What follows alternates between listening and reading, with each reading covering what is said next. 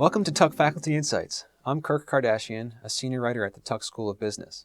I'm joined today by marketing professor Praveen Kopalle, who has a new research paper that investigates the impact of competition on the quality and advertised quality of products. Praveen, welcome to Tuck Faculty Insights. Thanks for being here. Thank you. Thanks for having me over. I'm excited to be here. What was the main question you were studying here in this paper? When you look at Wall Street Journal, there are many stories of overstatement of quality that spans many industries, including food, retailing, finance, pharmaceuticals, electronics, packaged goods, skiing. And one thing that's common across all these industries is that they're all experience goods where the quality of the product is not observable until usage. And the second commonality is that they're all heavily competitive industries. So the question we sought to ask is, what role does competition play in firms' decisions about overstating their quality or not? And what were the sort of main findings that you had? So there are three of them. One is competition does indeed encourage companies to overstate the quality of their product.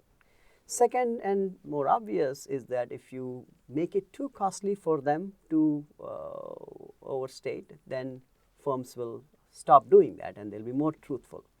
But third and more interesting is that relative to the case when it is too costly for companies to overstate quality, say via high legal costs, they tend to provide a slightly better quality when these legal costs are low. In other words, if you're a bit lenient about quality overstatements, yes, firms will overstate the quality of their product, but they will also deliver a slightly better quality product. Were you surprised by any of these findings? I was surprised by two of them. I thought competition might actually act as a countervailing force in making firms be truthful about their quality, but it turns out it actually compels firms to overstate the quality of the product.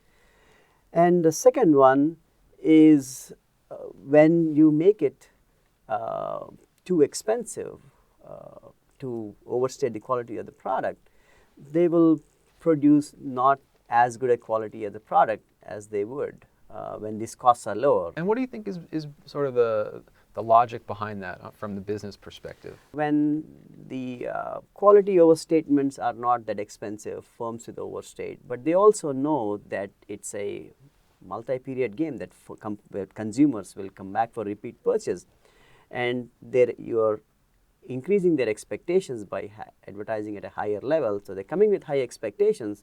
So when they find your quality is not that good, they will be dissatisfied and won't buy from you again.